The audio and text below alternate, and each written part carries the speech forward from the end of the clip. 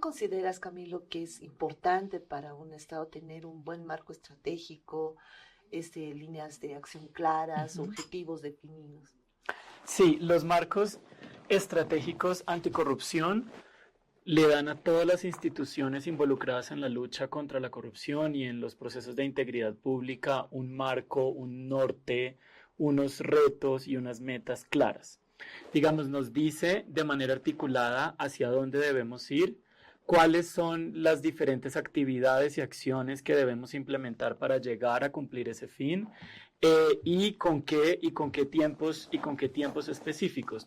Pero además hay un elemento muy importante que tiene que ver con el seguimiento, el monitoreo y la evaluación, que es lo que nos permite en el transcurso de la implementación de los objetivos estratégicos parar, evaluar, pensar, analizar dónde nos está yendo bien, dónde no nos está yendo tan bien, qué tenemos que ajustar digamos, reformar y para volver al camino en que retomamos las cosas y las hacemos como esperábamos.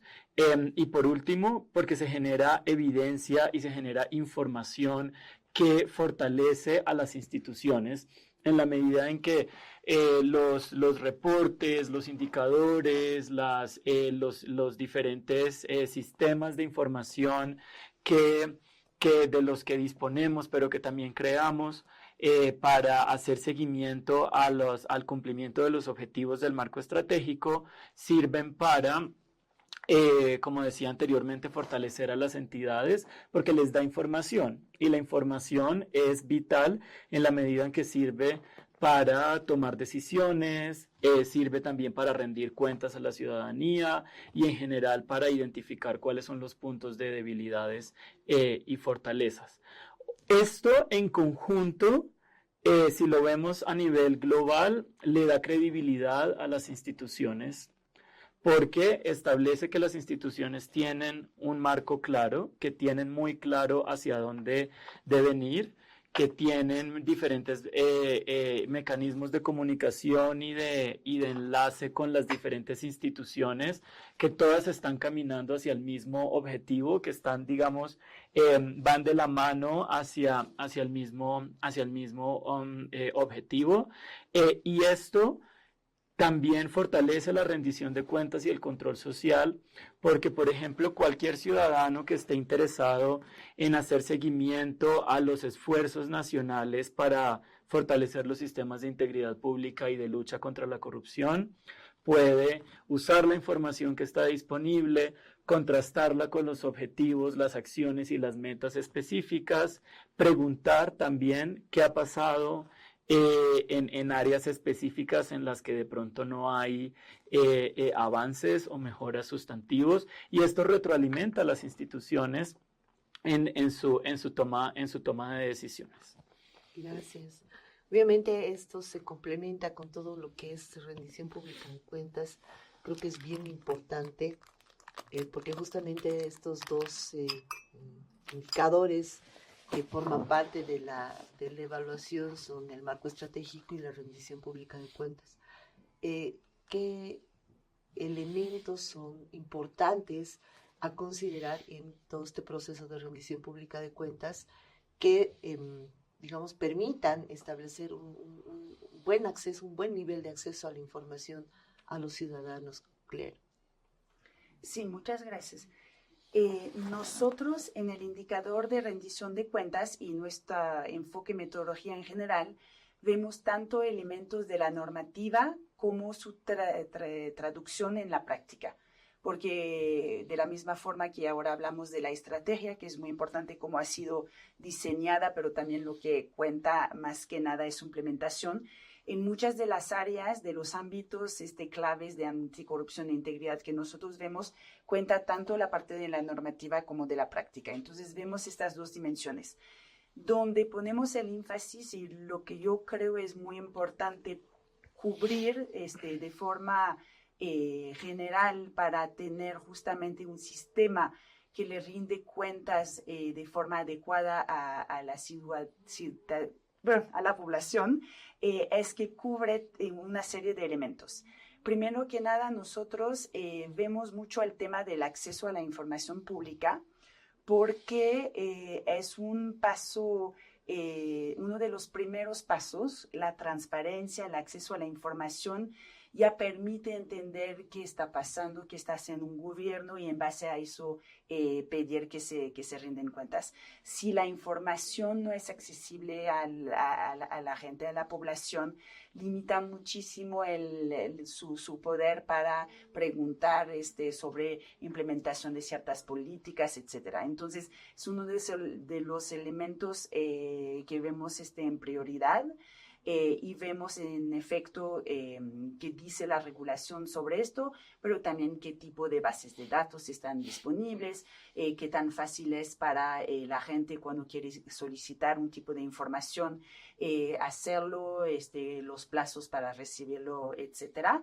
Y después también vemos con bastante detalle otros temas. Vemos el tema del conflicto de interés porque esta posible fricción entre los intereses públicos y los intereses privados de funcionarios públicos puede, si no está bien manejada, afectar temas de integridad pública. Entonces también le ponemos un enfoque bastante importante sobre este tema.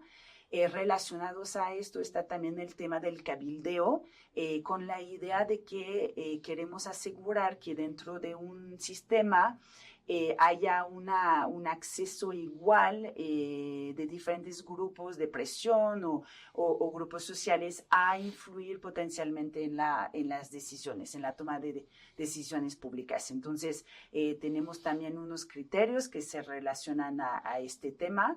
Y por fin, como comentábamos hace rato, está el tema del financiamiento político, con la idea de que es un área donde si en efecto no hay una serie de salvaguardias, puede haber influencia indebida de algunos grupos o de algunas personas, o se puede pasar dinero, fondos ilícitos vía las campañas, etcétera. Entonces, son las 4 áreas realmente esenciales que cubrimos en este tema, con la idea de que cada una tiene un potencial para abrir la transparencia de la rendición de cuentas o un potencial, si no está manejado, a ocultar justamente la debida rendición de cuentas y el uso de los recursos públicos. Entonces, ahí es lo que cubrimos en prioridad.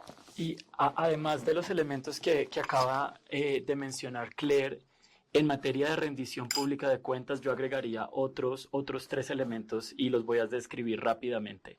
En primer lugar, como decía Claire, el acceso a la información, pero el acceso a la información tiene que ser oportuna, tiene que ser con suficiente tiempo de antelación llámese a una audiencia pública de rendición de cuentas o a un espacio de rendición de cuentas que una institución pública, un organismo del Estado establezca para contarle a la ciudadanía cómo le ha ido y dónde hay que mejorar.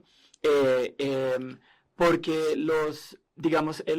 uno de los principales aprendizajes en los últimos 20 años que llevamos trabajando en temas de lucha contra la corrupción, de acceso a la información pública y de transparencia, es que el solo acceso a la transparencia, el solo acceso a la información pública no previene la corrupción.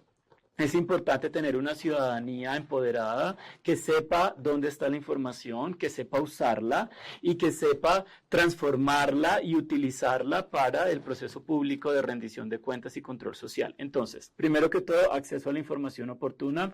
En segundo lugar, el tiempo. El proceso de rendición pública de cuentas tiene que entenderse como un proceso transversal. No se trata únicamente de hacer una rendición pública de cuentas al año para cumplir con las disposiciones legales, sino es un proceso constante de retroalimentación y de diálogo entre las instituciones públicas, la ciudadanía y la sociedad civil organizada. Y por último, yo agregaría el diálogo. Un proceso de rendición pública de cuentas tiene que garantizar que hay espacios para que la ciudadanía y la sociedad civil respondan, pregunten, debatan y cuestionen en aspectos específicos de la gestión de la administración pública.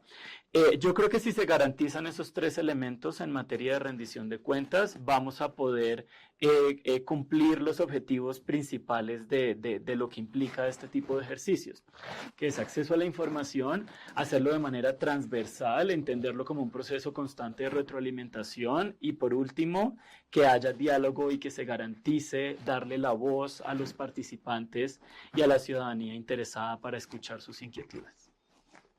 Me quedo con esto último, que básicamente es una especie de construcción colectiva, donde el ciudadano no solamente se escucha de la información, receptor de la información, sino ya se convierte en actor propositivo de las políticas públicas, ¿no? Y eso para nosotros es importante, y es importante también que venga de ustedes, porque así las entidades pueden tomar mayor apunte, pueden empoderar más a sus sectores, pueden mejorar sus procesos de rendición pública de cuentas, siempre hacerlos más interactivos, más proactivos. Nosotros hemos tratado de implementar varios mecanismos, incluso hemos puesto uno por radio, porque en algunas localidades el mejor sistema de comunicación es la radio, ¿no? Entonces, puede que en un acto de rendición pública de cuentas por costo llegas a 50 personas, pero por radio llegas a 5,000. ¿No? Entonces la idea es que sí sea masivo. Buenísimo. Y que todos estén informados de las actuaciones de sus autoridades, de los resultados de la gestión y sobre todo que puedan participar de forma amplia en la planificación. Si me dejas de hacer un comentario rápido, yo personalmente soy un seguidor de la radio. Y me hiciste acordar de un sistema de rendición de público de cuentas en Colombia que se hace a través de radio para las poblaciones y para las veredas y zonas rurales más alejadas del país, y se enfoca, es de los municipios, y se enfoca en información sobre temas rurales, sobre temas agrícolas, agropecuarios, sobre protección del bosque y de la biodiversidad, entre otros. Entonces, este tipo de mecanismos enfocados en lo que le interesa a sectores específicos también es importante considerarlos, porque responde a las necesidades de ellos y tiene en cuenta sus contextos y también el tipo de información con la que ellos cuentan, y también sobre sus intereses y sus perspectivas en temas específicos. Claro. Entonces es una gran oportunidad también para ellos. Sí. Nosotros tenemos un sistema de radios comunitarias, ¿no? O sea, cada sector tiene unas radios específicas que son las que generan información y donde el ciudadano acude, ¿no? Para generar información, para dar algún anuncio, para hacer algún requerimiento, para comprar, vender y para todo lo que necesite su población. Y de verdad que la radio tiene un alcance muy grande, porque por ejemplo los transportistas mientras están conduciendo están escuchando su radio y van a captar la radio de la comunidad. Entonces para nosotros es importante también llegar a esos ámbitos a través de estas herramientas. Yo solamente como último punto les pediría a ambos que nos comenten qué oportunidades de mejora han visto en nuestro proceso, donde podríamos apuntar mejor. Y también, digamos, cuáles tal vez hayan sido los puntos más, no sé, más destacados de nuestra evaluación en términos de algo que hayamos hecho muy bien y algo que todavía podamos mejorar en términos de hacerlo con más calidad, etcétera, ¿no? No sé, ¿quién quiere empezar? Yo voy a empezar y Juan complementará seguramente. Yo voy a empezar por uno de los puntos que ha destacado. Más que nada, hemos hecho este trabajo de los indicadores de integridad pública con hoy en día más de 50 países, 12 de la región América Latina y el Caribe, y creo que donde realmente me quedé muy impresionada es todo el proceso de desarrollo, de diseño de la estrategia. El proceso de realmente intentar tener un proceso consultativo que está basado en un análisis previo de riesgos o un diagnóstico de lo que había para después construir sobre esto y hacer en base a lo que se define como las áreas de prioridad unos planes de acción muy concretos que incluyen realmente actividades con responsabilidades para implementarlas, con un marco temporal muy claro, con asignación presupuestaria para hacerlo, es algo que no es tan común como quisiéramos verlo. Muy probablemente explica en gran parte porque Bolivia tiene una muy alta tasa de implementación de esta misma estrategia, 90% para el año pasado, que rebasa por mucho las tasas de otros países que hemos analizado. Entonces ha sido realmente un punto muy fuerte e invitamos al país que construya sobre esto, que mantenga realmente este enfoque muy bueno a la hora de revisar o de desarrollar una nueva estrategia en el futuro. Son realmente elementos, hablábamos de un diagnóstico que da información sobre debilidades, pero fortalezas, eso es claramente una fortaleza que mantener. En términos de áreas que desarrollar o donde poner un poco más el énfasis en el futuro, hay dos realmente que me vienen a la cabeza. La primera es el tema de conflictos de intereses, pero no porque el país no está haciendo nada hoy en día en el tema, sino que es un tema que por naturaleza es bastante complejo, le cuesta un poco a Bolivia como le cuesta a muchos otros países en este tema, pero justamente porque tiene una muy buena base el país para lo que son declaraciones de renta de bienes patrimoniales, vemos una oportunidad para construir sobre este sistema e incluir una dimensión ya más orientada a, propiamente hablando, la gestión de los riesgos potenciales de los conflictos de intereses. Y también un área que está vinculada a la potencial indebida influencia en la toma de decisiones, que nosotros llamamos cabildeo. Tuvimos discusiones muy, muy fructíferas y muy enriquecedoras sobre este tema en los últimos días.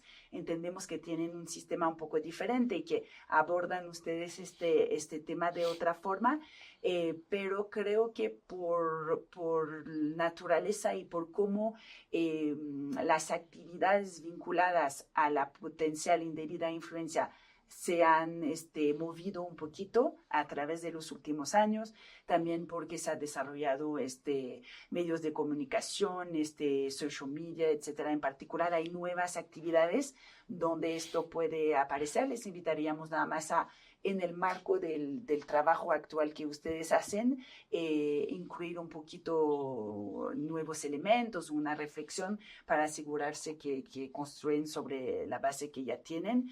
Ahí también insistir que no es para nada un tema particular de Bolivia, es, creo, de todos los temas que venimos trabajando en los indicadores, uno de los temas donde la mayoría de los países están replantando posibles enfoques a este tema, porque si bien los potenciales riesgos son bastante obvios, las soluciones o las herramientas para mitigarlas no siempre están ahí en marcha. Pero bueno, eso es lo que quería compartir.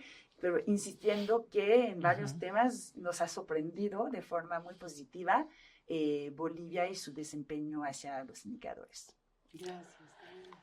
Sí, además yo quiero comenzar retomando lo que decía Claire anteriormente sobre, con base en el marco o en los estándares que nosotros tenemos, los indicadores, digamos, reflejan el marco general, pero cada país lo hace de una manera diferente. Y eso es importante tenerlo en cuenta para el caso de Bolivia, porque a nosotros nos llamó mucho la atención la creatividad, la innovación, también la consideración de puntos diferentes que se alejaban un poco de las experiencias de otros países de la región participantes en el ejercicio. Esto evidentemente nos tomó un poco más de tiempo entenderlo, pero con el apoyo de ustedes, con el apoyo del viceministerio y de las demás instituciones, pudimos profundizar y pudimos comprender mucho mejor cuáles han sido las trayectorias del país. Entonces, yo quería empezar diciendo que uno de los principales elementos y que hay que mantener es ese espíritu de innovación, ese espíritu de co-creación, de resiliencia también y de cooperación interinstitucional que hay en el país, que también nos ha llevado a culminar esta primera etapa del ejercicio muy satisfactoriamente.